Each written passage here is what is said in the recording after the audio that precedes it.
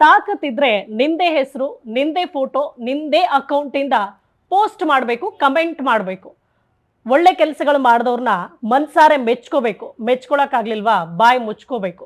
ನಿಮ್ಮದೇ ಮನೆಯಲ್ಲಿ ತಂದೆನೋ ಅಕ್ಕನ ಗಂಡನೋ ತಂಗಿ ಗಂಡನೋ ತೀರೋದ್ರೆ ಅಮ್ಮ ಅಕ್ಕ ತಂಗಿ ಅಂತ ಕರೆಯೋದು ಬಿಟ್ಬಿಟ್ಟು ಗಂಡಸ ಅಂತ ಕರೀತಾರ?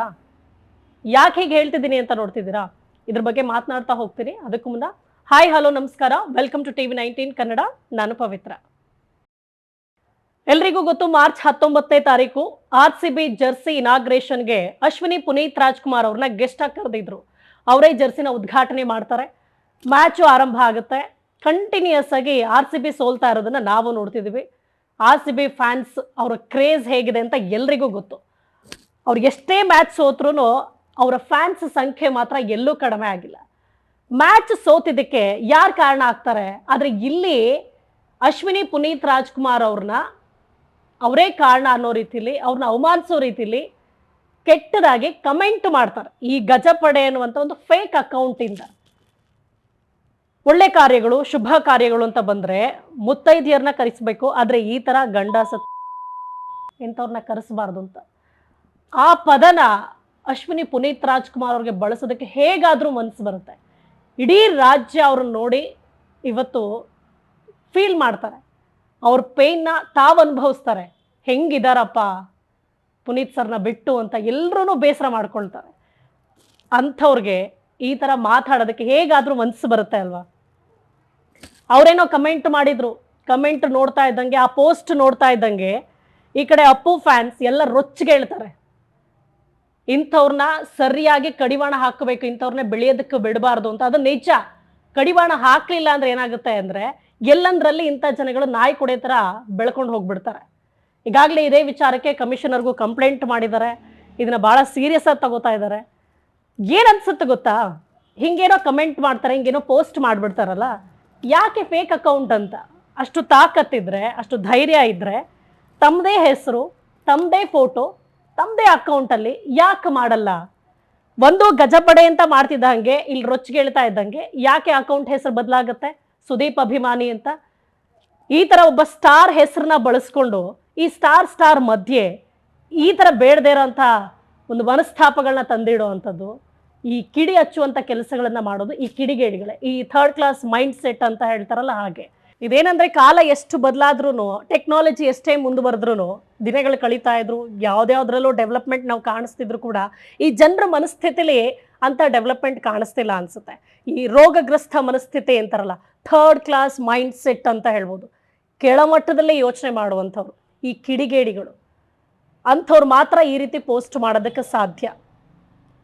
ಅದು ಅಶ್ವಿನಿ ಪುನೀತ್ ರಾಜ್ಕುಮಾರ್ ಅಂದರೆ ಇವತ್ತು ಪ್ರತಿಯೊಬ್ಬರು ಕೂಡ ಕೈ ಎತ್ತು ಮುಗಿತಾರೆ. ಅವ್ರು ಇರೋದು ಹಾಗೆ. ಪುನೀತ್ ಸರ್ ಇದ್ದಾಗ ಹೇಗಿದ್ರು ಈಗಲೂ ಹಾಗೆ ಇದ್ದಾರೆ. ಅವರಿಲ್ಲ ಅನ್ನೋದ ಕಾರಣಕ್ಕೆ ಅವರು ಏನನ್ನ ಕಾಪಾಡ್ಕೊಂಡು ಬಂದಿದ್ರು, ಪ್ರತಿಯೊಂದನ್ನು ಮುಂದುವರ್ಸ್ಕೊಂಡು ಹೋಗ್ತಿದ್ದಾರೆ. ಒಂದು ಕಡೆ ಅವರು ಬಾಯಿ ಬಿಟ್ಟು ಮಾತಾಡೋದನ್ನ ಎಲ್ಲಾದರೂ ನೋಡ್ತೀರಾ? ಬಹಳ ಕಡಿಮೆ. ಅಷ್ಟು ತೂಕ ಇರುತ್ತೆ ಅವ್ರ ಮಾತಲ್ಲಿ ಕೂಡ. ಎಲ್ಲೋ ಒಂದೆರಡು ಕಡೆ ಮಾತಾಡಿದ್ರು ಆ PRK ಸಂಸ್ಥೆನ ಮುಂದುವರ್ಸ್ಕೊಂಡು ಹೋಗ್ತಾ ಇದ್ದಾರೆ. ಒಬ್ಬ ನಿರ್ಮಾಪಕಿ ಹೊಸ ಪ್ರತಿಭೆಗಳನ್ನು ಬೆಳೆಸೋದಕ್ಕೂ ಮುಂದಾಗ್ತಿದ್ದಾರೆ. ಎಲ್ಲ ಥರ ಸಪೋರ್ಟಿವ್ ಆಗಿ ತಾವಾಯಿತು ತಮ್ಮ ಕೆಲಸ ಆಯಿತು ಅಂತ ಹೋಗ್ತಾ ಇದ್ದಾರೆ. ಅಂಥವ್ರನ್ನ ಈ ಥರ ಆಲ್ರೆಡಿ ಎಷ್ಟು ನೋವಲ್ಲಿದ್ದಾರೆ ಅಲ್ಲ. ಜಸ್ಟ್ ಥಿಂಕ್ ಮಾಡಿ, ಪುನೀತ್ ಸರ್ ಇಡೀ ರಾಜ್ಯಕ್ಕೆ ಮಗ ಅಂತ ಹೇಳ್ತಾರೆ. ಇವತ್ತು ದೇವ್ರ ಮನೇಲಿ ಅವ್ರ ಫೋಟೋ ಇಟ್ಟು ಕೈ ಮುಗಿತಾರೆ ಅಂದರೆ ಅಂಥ ವ್ಯಕ್ತಿನ ಕಳ್ಕೊಂಡಿರುವಂಥ ಆ ಹೆಣ್ಣಿನ ಮನಸ್ಥಿತಿ ಹೇಗಿರುತ್ತೆ? ಎಂಥ ನೋವನ್ನು ಅನುಭವಿಸ್ತಾ ಇರ್ತಾರೆ. ನಾವುಗಳೇ ಎಲ್ಲಾದರೂ ಅವರ ಮೂವಿ ನೋಡಿದ್ರೆ, ಹಾಡು ನೋಡಿದರೆ, ಪುನೀತ್ ಸರ್ ನೋಡ್ತಿದ್ದಂಗೆ ಕಣ್ಣಲ್ಲಿ ನೀರು ಬರುತ್ತೆ. ಇನ್ನು ಅವ್ರ ಜೊತೆ ಸಂಸಾರ ಮಾಡಿದಂಥ ಹೆಣ್ಮಗು,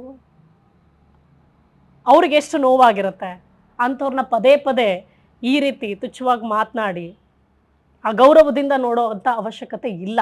ಈ ಗಜಪಡೆ ಅನ್ನೋ ಅಕೌಂಟ್ ಮೂಲಕ ಅದನ್ನು ಪೋಸ್ಟ್ ಮಾಡಿರೋದು. ಗಜಪಡೆ ಅಂದರೆ ಗೊತ್ತಲ್ಲ, ಡಿ ಬಾಸ್ ಫ್ಯಾನ್ಸ್ನೇ ಗಜಪಡೆ ಅಂತ ಕರೆಯೋದು.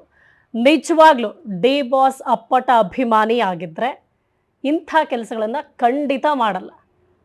ಈ ವಿಚಾರನ ಸ್ವತಃ ಡಿ ಬಾಸ್ ಹಾಗೆ ಅವರ ಫ್ಯಾನ್ಸ್ಗಳೇ ವಿರೋಧಿಸ್ತಾ ಇದ್ದಾರೆ. ಯಾಕಂದರೆ ಇದನ್ನು ಒಪ್ಪಲ್ಲ.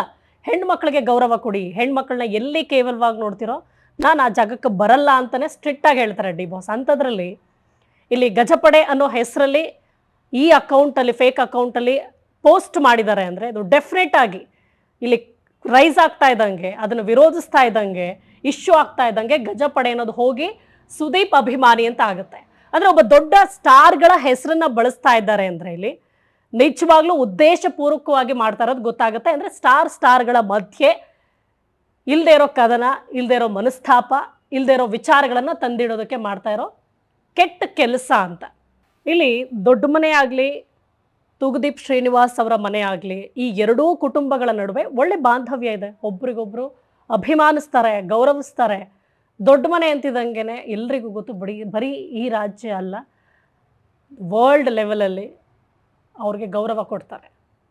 ಅದರ ಜೊತೆಗೆ ಡಿ ಬಾಸ್ ಫ್ಯಾಮಿಲಿ ಹಾಗೆ ಇವ್ರ ಫ್ಯಾಮಿಲಿ ನಡುವೆ, ರಾಜ್ ಕುಟುಂಬದ ನಡುವೆ ಯಾವುದೇ ಮನಸ್ತಾಪ ಇಲ್ಲ. ಒಬ್ರಿಗೊಬ್ರು ಎಷ್ಟು ಪ್ರೀತಿಯಿಂದ ಅಭಿಮಾನಿಸ್ತಾರೆ ಅಂತ ಎಲ್ರಿಗೂ ಗೊತ್ತು.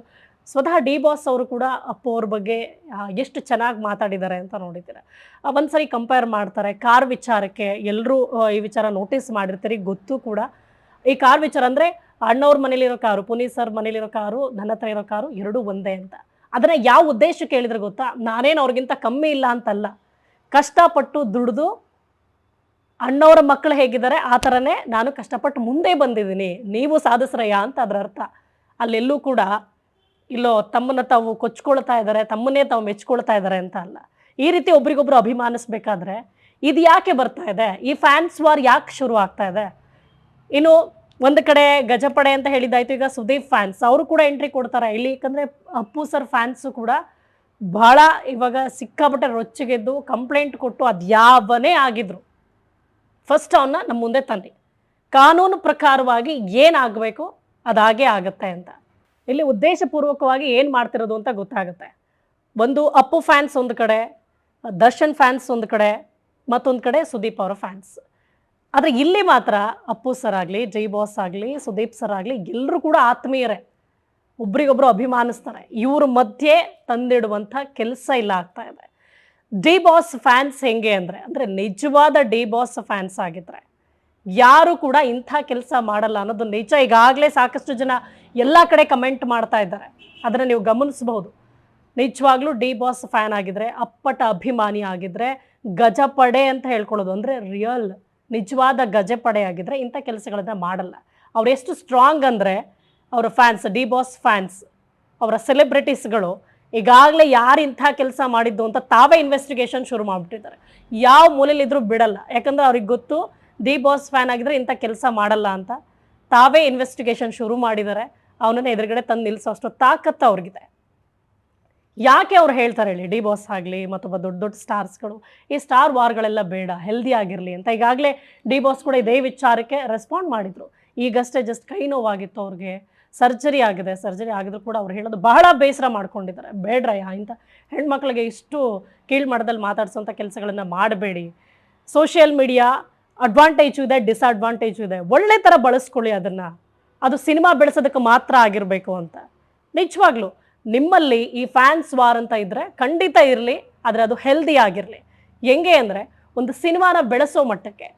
ಇವತ್ತು ಡಿ ಬಾಸ್ ಅವರ ಸಿನಿಮಾ 100 ದಿವಸ ಹೊಡ್ತಾ ಖುಷಿ, ನೀವು ಅದನ್ನು ಚಾಲೆಂಜಿಂಗಾಗಿ ತೊಗೊಂಡು ಸುದೀಪ್ ಸರ್ ಸಿನಿಮಾಗಳನ್ನು 150 ದಿನ ಓಡಿಸಿ ಆ ಥರ ಸಿನಿಮಾಗಳನ್ನು ಬೆಳೆಸಿ, ಈಗ RCB ಕಂಟಿನ್ಯೂಸ್ ಆಗಿ ಸೋಲ್ತಿದೆ ಅಂತ ಅಶ್ವಿನಿ ಮ್ಯಾಮ್ ಏನು ಜರ್ಸಿನ ಉದ್ಘಾಟನೆ ಮಾಡಿದ್ರು, ಅದೇ ಕಾರಣ ಅನ್ನೋದಾದರೆ ಎಷ್ಟು ವರ್ಷ RCB ಏನು ಮಾಡ್ತಿದೆ? Is this the first time? ಇದೇ ಮೊದಲ RCB ಸೋಲ್ತಾ ಇರೋದು? ಸೋಲೋದಕ್ಕೆ 108 ಕಾರಣ ಇರ್ಬೋದು, ಗೆಲುವಿಗೂ ಒಂದಷ್ಟು ಶ್ರಮ ಬೇಕಾಗುತ್ತೆ. ಅದ್ಯಾವುದಕ್ಕೂ ಯಾರೂ ಕಾರಣ ಆಗಿರೋದಿಲ್ಲ. ಆದರೆ ಇಲ್ಲಿ ಇವನು ಯಾವನ ಕಮೆಂಟ್ ಮಾಡಿದಾನಲ್ಲ, ಅವನನ್ನು ಹಿಡಿಯೋದು ಅಂತ ದೊಡ್ಡ ಚಾಲೆಂಜೇ ಅಲ್ಲ. ಯಾಕಂದರೆ ನಮ್ಮ ಪೊಲೀಸ್ ಹೇಗಿದೆ ಅನ್ನೋದು, ಡಿಪಾರ್ಟ್ಮೆಂಟ್ ಹೇಗಿದೆ ಅನ್ನೋದು ಗೊತ್ತು ಅವ್ರಿಗೆ. ಜಸ್ಟ್ ಮ್ಯಾಟರ್ ಆಫ್ ಡೇಸ್ ಅಷ್ಟೇ ಈ IP ಅಡ್ರೆಸ್ ಹಿಡಿಯೋದು. ಎಷ್ಟು ಜನ ಒಳ್ಳೆ ಹ್ಯಾಕರ್ಸ್ ಇದ್ದಾರೆ, ಅವ್ರಿಗೆ ಎಷ್ಟೊತ್ತು ಬೇಕು? ಅವ್ರೀಗ ಮನಸ್ಸು ಮಾಡಿದ್ರೆ ಒಂದೇ ದಿನದಲ್ಲಿ ಅವನ್ನ ಹ್ಯಾಕ್ ಮಾಡೋದು ಈಸಿ. ಈ ಥರ ಈ ಎಲ್ಲ ಅಭಿಮಾನಿಗಳಲ್ಲೂ ಕೂಡ ಇದೇ ರಿಕ್ವೆಸ್ಟ್, ಒಂದು ಅಪೀಲ್ ಏನಪ್ಪ ಅಂದರೆ, ನಿಮ್ಮಲ್ಲೂ ಒಳ್ಳೆ ಹ್ಯಾಕರ್ಸ್ ಇದ್ದರೆ ಮೊದಲು ಇವನ್ನ ಹಿಡಿದು ಪೊಲೀಸ್ ಮುಂದೆ ನಿಲ್ಲಿಸಿ. ಕಾನೂನು ಪ್ರಕಾರವಾಗಿ ಏನು ಮಾಡಬೇಕು ಅದನ್ನು ಅವ್ರು ಮಾಡ್ತಾರೆ, ಅವ್ರ ಅಭಿಮಾನಿಗಳೇನು ಮಾಡಬೇಕು ಅದನ್ನು ಮಾಡ್ತಾರೆ. ಸೊ ನಿಮಗೆ ಈ ವಿಡಿಯೋ ಇಷ್ಟ ಆಗಿದೆ, ಈಗ ಲೈಕ್ ಮಾಡಿ, ಆದಷ್ಟು ಈ ವಿಡಿಯೋನ ಹೆಚ್ಚಾಗಿ ಶೇರ್ ಮಾಡಿ. Thanks for watching.